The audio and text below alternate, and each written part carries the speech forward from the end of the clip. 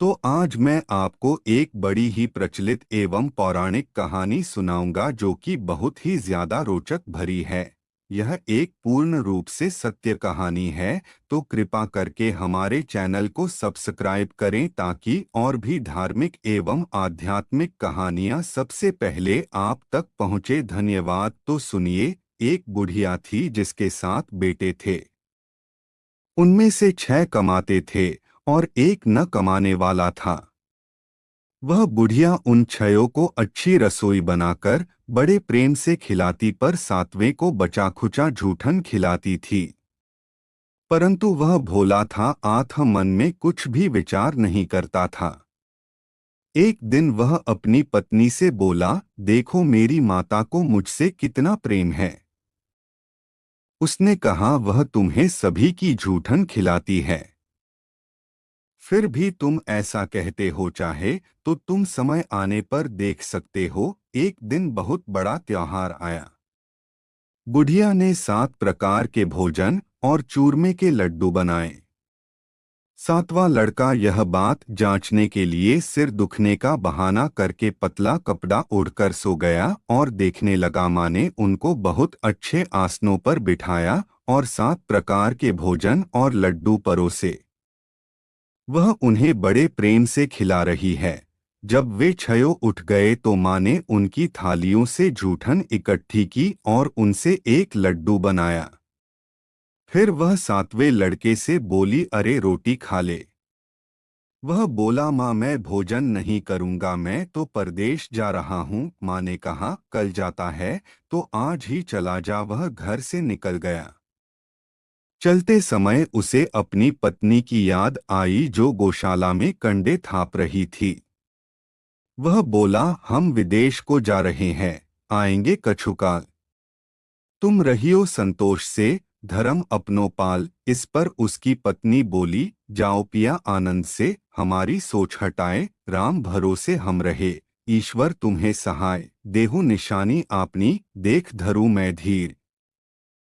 सुधी हमारी ना बिसारियो, रखियो मन गंभीर। इस पर वह लड़का बोला, मेरे पास कुछ नहीं है। यह अंगूठी है सो ले और मुझे भी अपनी कोई निशानी दे दे। वह बोली, मेरे पास क्या है, यह गोबर भरे हाथ है। यह कहकर उसने उसकी पीठ पर गोबर भरे हाथ की थाप मार दी। वह लड़का चल दिया। ऐसा कहते हैं, इसी कारण से विवाह में पत्नी पति की पीठ पर हाथ का छापा मारती है। चलते समय वह दूर देश में पहुंचा। वह एक व्यापारी की दुकान पर जाकर बोला, भाई मुझे नौकरी पर रख लो। व्यापारी को नौकर की जरूरत थी। आठ बोला, तनख्वाह काम देखकर देंगे, तुम रह जाओ। वह सवेरे 7 बजे से रात की 12 बजे तक नौकरी करने लगा। थोड़े ही दिनों में सारा लेन देन और हिसाब किताब करने लगा। सेठ के साथ 8 नौकर चक्कर खाने लगे। सेठ से उसे 2-3 महीने ने आधे मुनाफे का हिस्सेदार बना दिया। 12 वर्ष में वह नामी सेठ बन गया और उसका मालिक उसके भरोसे काम छोड़कर कहीं बाहर चला गया। उधर उसकी औरत को सास और जेठानियां बड़ा कष्ट देने लगी। वे उसे लकड़ी लेने जंगल में भेजती, भूसे की रोटी देती, फूटे नारियल में पानी देती। वह बड़े कष्ट से जीवन बिताती थी। एक दिन जब वह लकड़ी लेने जा रही थी तो रास्ते में उसने कई औरतों को व्रत करते देखा। वह पूछने लगी, बहनों यह किसका व्रत है, कैसे करते हैं और इससे क्या फल मिलता है। तो एक स्त्री बोली, यह संतोषी माता का व्रत है। इसके करने से मनोवांछित फल मिलता है। इससे गरीबी, मन की चिंताएं, राज के मुकद्दमे, कलह, रोग नष्ट होते हैं और संतान, सुख, धन, प्रसन्नता, शांति, मन पसंद वर मिले व बाहर गए हुए पति के दर्शन होते हैं। उसने उसे व्रत करने की विधि बता दी। उसने रास्ते में सारी लकड़ियां बेच दी व गुड़ और चना ले लिया। उसने व्रत करने की तैयारी की। उसने सामने एक मंदिर देखा तो पूछने लगी, यह मंदिर किसका है? वह कहने लगे, यह संतोषी माता का मंदिर है। वह मंदिर में गई और माता के चरणों में लौटने लगी। वह दुखी होकर विनती करने लगी, माँ, मैं अज्ञानी हूँ, मैं बहुत दुखी हूँ, मैं तुम्हारी शरण में हूँ, मेरा दुख दूर करो। माता को दया आ गई। एक शुक्रवार को उसके पति का पत्र आया और अगले शुक्रवार को पति का भेजा हुआ धन मिला। अब तो जेठ जेठानी और सास नाक सिकोड़ के कहने लगे, अब तो इसकी खातिर बढ़ेगी, यह बुलाने पर भी नहीं बोलेगी। वह बोली, पत्र और धन आवे तो सभी को अच्छा है। उसकी आंखों में आंसू आ गए। वह मंदिर में गई और माता के चरणों में गिरकर बोली, हे माँ, मैंने तुमसे पैसा कब मांगा था? मुझे तो अपना सुहाग चाहिए। मैं तो अपने स्वामी के दर्शन और सेवा करना मांगती हूँ। तब माता ने प्रसन्न होकर कहा, जा बेटी, तेरा पति आवेगा।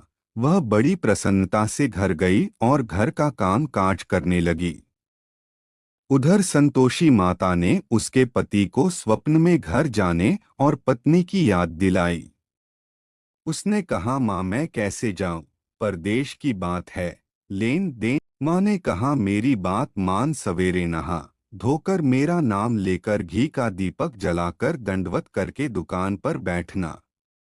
देखते देखते सारा लेन देन साफ हो जाएगा, धन का ढेर लग जाएगा। सवेरे उसने अपने स्वप्न की बात सभी से कही तो सब दिल लगी उड़ाने लगे।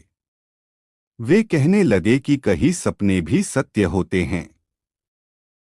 पर एक बूढ़े ने कहा, भाई, जैसे माता ने कहा है वैसे करने में का डर है। उसने नहा धोकर माता को दंडवत करने घी का दीपक जलाया और दुकान पर जाकर बैठ जाया। थोड़ी ही देर में सारा लेन देन साफ हो गया, सारा माल बिक गया और धन का ढेर लग गया। वह प्रसन्न हुआ और घर के लिए गहने और सामान वगैरह खरीदने लगा। वह जल्दी ही घर को रवाना हो गया। उधर बेचारी उसकी पत्नी रोज लकड़ियां लेने जाती और रोज संतोषी माता की सेवा करती। उसने माता से पूछा, हे माँ, यह धूल कैसी उड़ रही है? माता ने कहा, तेरा पति आ रहा है, तू लकड़ियों के 3 बोझ बना ले। एक नदी के किनारे रख, एक यहाँ रख और तीसरा अपने सिर पर रख ले। तेरे पति के दिल में उस लकड़ी के गट्ठे को देखकर मोह पैदा होगा। जब वह यहाँ रुककर नाश्ता पानी करके घर जाएगा, तब तू लकड़ियां उठाकर घर जाना और चौक के बीच में गट्ठर डालकर जोर जोर से 3 आवाजें लगाना, सासू जी। लकड़ियों का गट्ठा लो, भूसे की रोटी दो और नारियल के खोपड़े में पानी दो, आज मेहमान कौन आया है। इसने माँ के चरण छुए और उसके कहे अनुसार सारा कार्य किया। वह तीसरा गट्ठर लेकर घर गई और चौक में डालकर कहने लगी, सासू जी, लकड़ियों का गट्ठर लो, भूसे की रोटी दो, नारियल के खोपड़े में पानी दो, आज मेहमान कौन आया है। यह सुनकर सास बाहर आकर कपट भरे वचनों से उसके दिए हुए कष्टों को भुलाने ले लिए कहने लगी, बेटी, तेरा पति आया है। आ, मीठा भात और भोजन कर और गहने कपड़े पहन। अपनी माँ के ऐसे वचन सुनकर उसका पति बाहर आया और अपनी पत्नी के हाथ में अंगूठी देखकर व्याकुल हो उठा। उसने पूछा, यह कौन है? माँ ने कहा, यह तेरी बहू है। आज 12 बरस हो गए, यह दिन भर घूमती फिरती है, काम काज करती नहीं है, तुझे देखकर नखरे करती है। वह बोला, ठीक है, मैंने तुझे और इसे देख लिया है, अब मुझे दूसरे घर की चाबी दे दो, मैं उसमें रहूंगा। माँ ने कहा, ठीक है, जैसी तेरी मर्जी, और उसने चाबियों का गुच्छा पटक दिया। उसने अपना सामान तीसरी मंजिल के ऊपर के कमरे में रख दिया। एक ही दिन में वे राजा के समान ठाठ बाठ वाले बन गए। इतने में अगला शुक्रवार आया। बहू ने अपनी पति से कहा, मुझे संतोषी माता के व्रत का उद्यापन करना है। वह बोला, बहुत अच्छा, खुशी से कर ले। जल्दी ही उद्यापन की तैयारी करने लगी। उसने जेठ के लड़कों को जीमने के लिए कहा। उन्होंने मान लिया। पीछे से जेठानियों ने अपने बच्चों को सिखा दिया, तुम खटाई मांगना जिससे उसका उद्यापन पूरा न हो। लड़कों ने जीम कर खटाई मांगी। बहू कहने लगी, भाई खटाई किसी को नहीं दी जाएगी, यह तो संतोषी माता का प्रसाद है। लड़के खड़े हो गए और बोले, पैसा लाओ। वह भोली कुछ न समझ सकी उनका क्या भेद है। उसने पैसे दे दिए और वे इमली की खटाई मंगाकर खाने लगे। इस पर संतोषी माता ने उस पर रोष किया। राजा के दूत उसके पति को पकड़कर ले गए। वह बेचारी बड़ी दुखी हुई और रोती हुई माताजी के मंदिर में गई और उनके चरणों में गिरकर कहने लगी, है माता, यह क्या किया? हंसाकर अब तू मुझे क्यों रुलाने लगी? माता बोली, पुत्री, मुझे दुख है कि तुमने अभिमान करके मेरा व्रत तोड़ा है और इतनी जल्दी सब बातें भुला दी। वह कहने लगी, माता, मेरा कोई अपराध नहीं है, मुझे तो लड़कों ने भूल में दल दिया। मैंने भूल से ही उन्हें पैसे दे दिए। माँ, मुझे क्षमा करो, मैं दोबारा तुम्हारा उद्यापन करूंगी। माता बोली, जा, तेरा पति रास्ते में आता हुआ ही मिलेगा। उसे रास्ते में उसका पति मिला। उसके पूछने पर वह बोला, राजा ने मुझे बुलाया था, मैं उससे मिलने गया था। वे फिर घर चले गए। कुछ ही दिन बाद फिर शुक्रवार आया। वह दोबारा पति की आज्ञा से उद्यापन करने लगी। उसने फिर जेठ के लड़कों को बुलावा दिया। जेठानियों ने फिर वही बात सिखा दी। लड़के भोजन की बात पर फिर खटाई मांगने लगे। उसने कहा, खटाई कुछ भी नहीं मिलेगी, आना हो तो आओ। यह कहकर वह ब्राह्मणों के लड़कों को लाकर भोजन कराने लगी। यथाशक्ति उसने उन्हें दक्षिणा दी। संतोषी माता उस पर बड़ी प्रसन्न हुई। माता की कृपा से 9वें मास में उसके एक चंद्रमा के समान सुंदर पुत्र हुआ। अपने पुत्र को लेकर वह रोजाना मंदिर जाने लगी। एक दिन संतोषी माता ने सोचा कि यह रोज यहाँ आती है, आज मैं इसके घर चलूं, इसका सासरा देखूं। यह सोचकर उसने एक भयानक रूप बनाया। गुड़ व चने से सना मुख, ऊपर को सूंड के समान होठ, जिन पर मक्खियां भिनभिना रही थी। इसी सूरत में वह उसके घर गई। देहली में पाँव रखते ही उसकी सास बोली, देखो कोई डाकिन आ रही है, इसे भगाओ नहीं तो किसी को खा जाएगी। लड़के भागकर खिड़की बंद करने लगे। 7वें लड़के की बहू खिड़की से देख रही थी। वह वहीं से चिल्लाने लगी, आज मेरी माता मेरे ही घर आई है। यह कहकर उसने बच्चे को दूध पीने से हटाया। इतने में सास बोली, पगली किसे देखकर उतावली हुई है, बच्चे को पटक दिया है। इतने में संतोषी माता के प्रताप से वहां लड़के ही लड़के नजर आने लगे। बहू बोली, सासूजी, मैं जिसका व्रत करती हूँ यह वो ही संतोषी माता हैं। यह कहकर उसने सारी खिड़कियां खोल दी। सबने संतोषी माता के चरण पकड़ लिए और विनती कर कहने लगे, हे माता, हम मूर्ख हैं, अज्ञानी है, पापिनी है। तुम्हारे व्रत की विधि हम नहीं जानती। तुम्हारा व्रत भंग कर हमने बहुत बड़ा अपराध किया है। हे जगत माता, आप हमारा अपराध क्षमा करो। इस पर माता उन पर प्रसन्न हुई। बहू को जैसा फल दिया वैसा माता सबको दें। माता संतोषी का व्रत पूजन करने से धन, विवाह, संतानादि भौतिक सुखों में वृद्धि होती है। यह व्रत शुक्ल पक्ष के प्रथम शुक्रवार से शुरू किया जाता है। सुख सौभाग्य की कामना से माता संतोषी के 16 शुक्रवार तक व्रत किए जाने का विधान है। सूर्योदय से पहले उठकर घर की सफाई इत्यादि पूर्ण कर लें। स्नानादि के पश्चात घर में किसी सुंदर व पवित्र जगह पर माता संतोषी की प्रतिमा या चित्र स्थापित करें।